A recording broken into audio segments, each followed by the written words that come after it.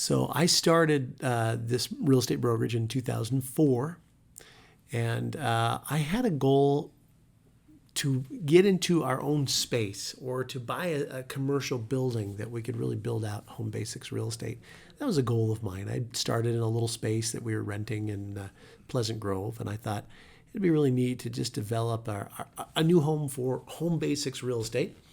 And I was kind of out there looking, and I found a really neat opportunity that came my way, which I'll always be very grateful for. There was a couple of old brothers that invested in a lot of real estate at one point in time. They had a couple of office condos on Orem Boulevard, and they hadn't really done anything with that property for a long time. It was kind of in disrepair.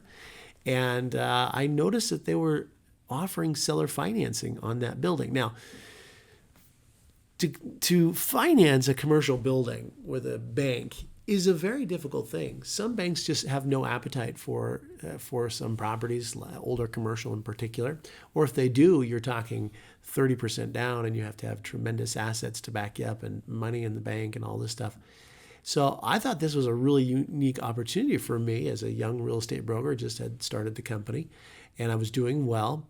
And these old boys were offering to seller finance it. So I'd love to have a conversation about seller financing and how you and I have taken advantage of that on a few different projects. But this office building in particular was a neat opportunity. All I had to do was put 10% down, and these old guys held the financing for me. They acted as the bank. That's what seller financing is.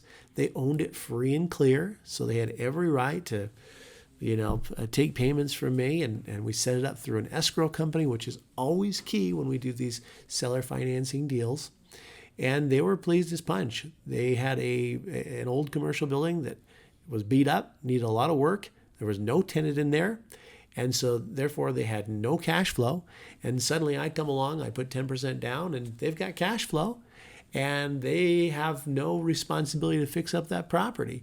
So today I want to talk about maybe the pros and cons of seller financing as an owner or a seller, and then the pros and cons of seller financing as a buyer, because there are many pros I think than cons on both those sides. But seller financing.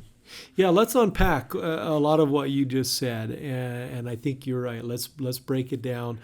Returning to the definition of seller financing, let's just make sure that people understand that. You mentioned that the seller is carrying back the financing. They're becoming the bank. Yeah. And how is their interest in that property secured?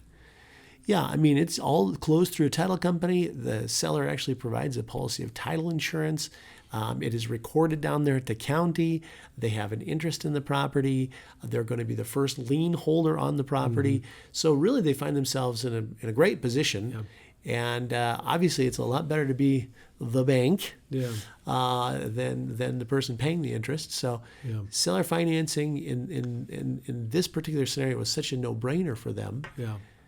And just to clarify for our listeners here, does the title transfer?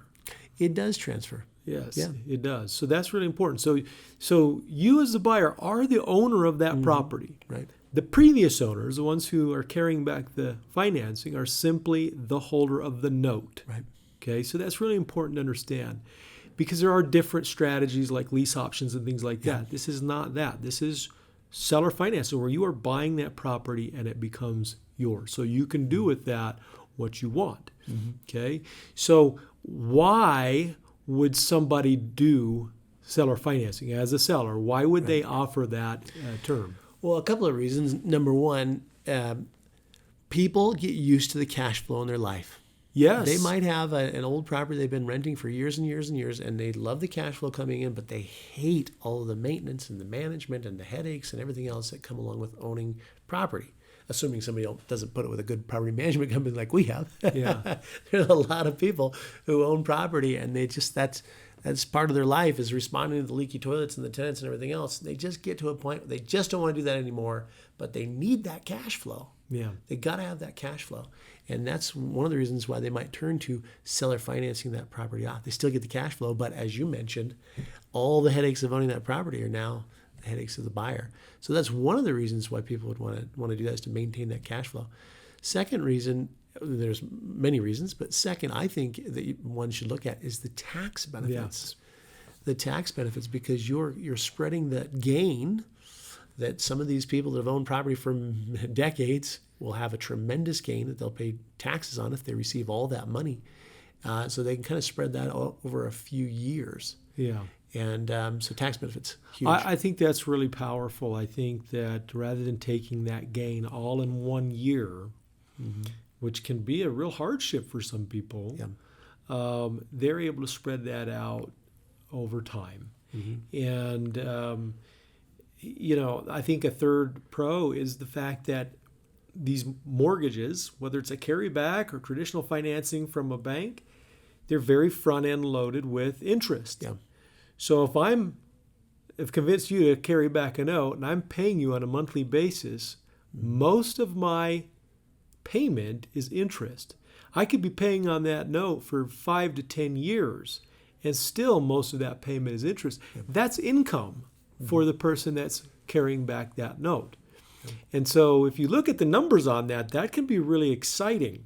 And as you mentioned earlier, to be able to receive this cash flow, this stream of income for years into the future, but not have to deal with a single tenant, a single turnover, a single leaky toilet, right? That's really exciting for somebody who just doesn't want to have the time, dedicate the time and energy to managing properties, but still wants that income. Well, there's the liability piece too. You don't have the liability. You don't have the of owning that liability property anymore as a landlord. So imagine if you have 5 properties, free and clear, and your end game is to seller finance all 5 properties. By the way, call us. we might be interested in taking a look at your portfolio. So I think that's a huge deal. On the buyer side, why is it so powerful as a buyer to seller finance? Well, in no particular order, but one of the first things that comes to my mind and what we've been able to take advantage of in the past is the fact that the closing costs for us as a buyer are so significantly lower than if we were to go to a bank and get a conventional loan. You might, you're going to have a few fees to the title company to close the deal. Yeah. It's possible that the owner up front says, hey, I'd like to be paid a couple of $1,000s maybe as sort of maybe an origination fee, if you might call it that. But it's as opposed to probably up to 3% of closing costs to get a conventional loan. So let's say there's a $300,000 property. Your closing cost to take out a traditional 30-year mortgage could be as high as 3%, $9,000. Yeah. And on seller financing, if somebody's willing to do that for you, gosh, it could be $500. Yeah. And they go down the county and record it in your name, and it's a done deal, and you just make those payments. We'll talk about the mechanics in just a minute of how that's set up. But as a buyer, a couple things that that are really powerful. Number one, if you're a buyer who is self-employed and cannot get traditional financing, well, I'll tell you, there's not a group that's more discriminated against than the self-employed when it comes to taking a mortgage, right? Self-employed people sometimes have a large chunk of money, so they can put that chunk of money down and set up the financing. So self-employed's great. Investors are great because it doesn't occupy one of those precious spots. Some banks only allow you to have a certain amount of their mortgages, their product in your name, so that frees up a spot. And then it's just a really slick and easy way to get into maybe your first property. And why is that important? Because if you go to a traditional lender, they're going to want to see your tax returns. And it's sort of this discussion, what comes first, the chicken or the egg? Do you have a rental property on your tax returns? And if so, it makes it much easier to get financing for your first rental property. So it's really good, I think, especially for beginner investors. Yeah, great way to get into your first investment. The ease of it is so great. Because you're not going through, now you can have an appraisal done on it if you want to. Might be smart if you're not familiar with the market. Make sure you're negotiating a good price. But it's not going through all of the traditional loan processing, the loan underwriting. If we came to terms with a seller, we could be closing on that within a week. Absolutely. So the ease of it is great, especially as we try to, invest at a fast pace. Being able to come across a deal where we can sell or finance just really allows us to close deals very quickly. Let's talk about a real scenario in our own portfolio. We'll talk about the setup and we'll talk about maybe the mechanics of it. And maybe some terms too. Yeah. What are some terms that need to be negotiated? I think that would be really helpful. We're talking about a property that we own here in Orem. And a couple came to us. They knew that we were active investors in real estate. They knew that we would keep the property up well. It's in a beautiful neighborhood. And they came to us and they said, we own this home free and clear. We would love to sell or finance it. We see the value. They had penciled it out, right? And they said, would you guys be interested? And we said, absolutely. On that home, real numbers on it, we bought for $220,000. They wanted us to put $20,000 down, or I think it was 10%, so it probably would have been $22,000 down. Yeah. And so the note was right around $200,000. And the interest on that was at 5%. At the time, that was a little higher than what the interest rate was. Yeah. And let me just tell you right now that the interest rate is typically higher than what the bank could give you if you got a traditional mortgage on it. So, certainly be aware of that. And I don't want to sidetrack you. Yeah. But I'm okay paying a higher interest rate because of the low closing costs. Right. When you factor in your closing costs with the interest rate, that effective interest rate or your APR is a lot higher. Yeah. So with the seller financing, don't be afraid to pay a higher interest rate to be able to get those low closing costs. Now, the first thing that I looked at when we looked at this property is the home is owned free and clear.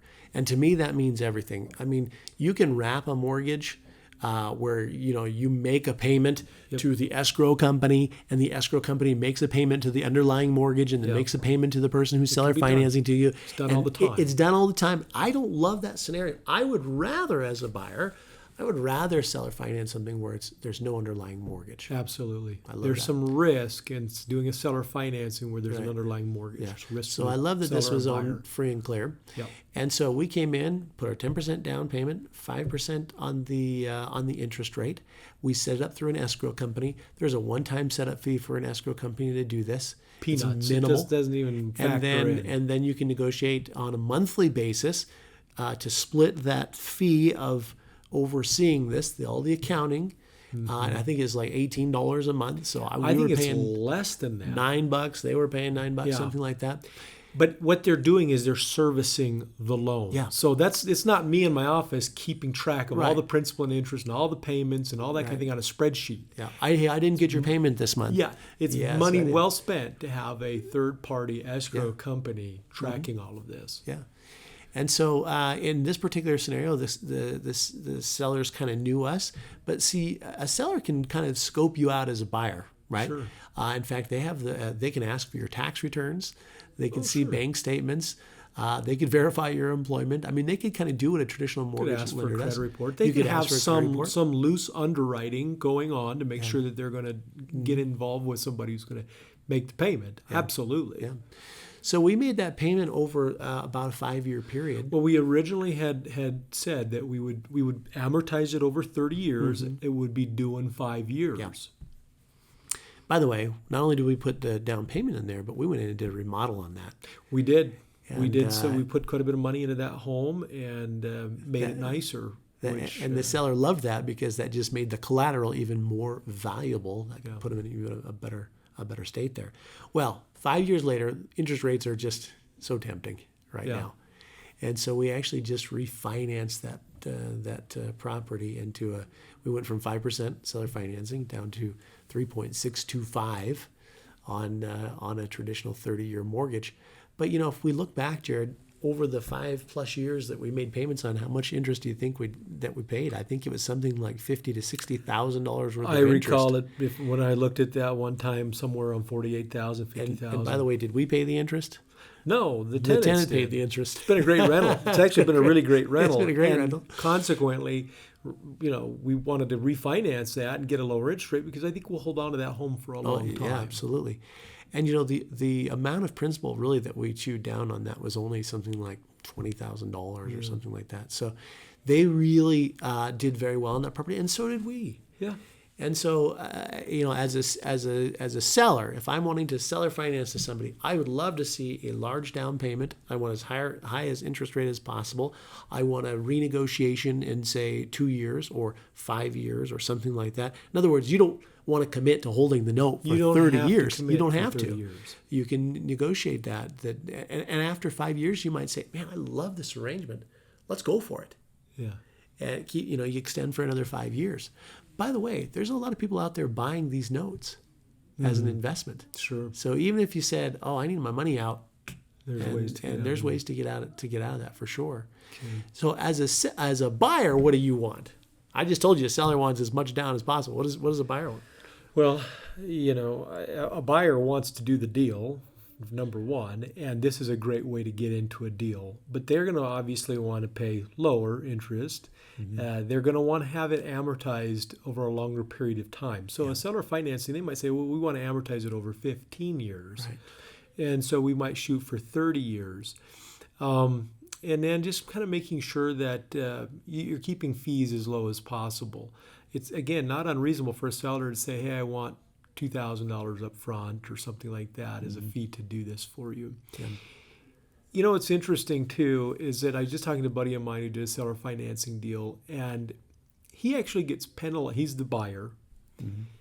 The seller put something in there where the buyer gets penalized if they pay it off sooner than 10 years. Because they just love this arrangement. Well, they want the arrangement, and then the tax consequences, I think, is why he put that term in there. I thought that was an interesting thing. So there's lots of different things that you can do, and there might be some things that are illegal or whatever. You want to make sure you're doing that, but you could do some cool terms that really creates a great relationship with that seller. Well, seller financing was a staple in the 80s because interest rates were so high. Seller financing became really popular when the market was down. And then recently, even though we're in a great market, I'm seeing some seller financing opportunities. And I think the reason why is because people find themselves in such a great position on some of these properties that they think it's a great exit strategy for them. To do. Very good exit strategy for people. How do you find seller financing on the MLS? That can tell us sometimes if you just network with people that have properties and hadn't considered, maybe they're telling you, man, I'm just so tired of this property. And you say, oh, well, why? Let's take a look at it. Let's analyze that together. Would you consider seller financing to me? And explain all those benefits. If you have a property, somebody listening, or if you know of somebody that has a property and they're just kind of tired of it, please give us a call. Yeah. Let's explore this idea with you. We'd be happy to pick it up, maybe pitch it to one of our investors, and we'll make it worth your time, their time, see if that deal works. Yeah, well, we're ideal candidates to allow the seller financing because we have a track record. In other words, we can say, hey, we've done that with this and this and this and this person. And they'll be able to say, yeah, the Showers brothers, they pay on time and are great to work with. So, yeah, if you guys, anybody listening to this has some kind of opportunity for us, please give us a call. We'd love to analyze it, take a look at it, and maybe see if we can include you in the deal. Yeah.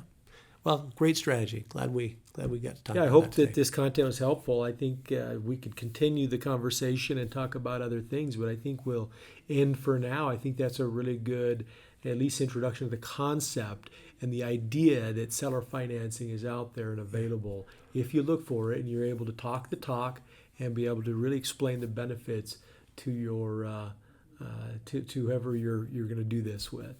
You bet.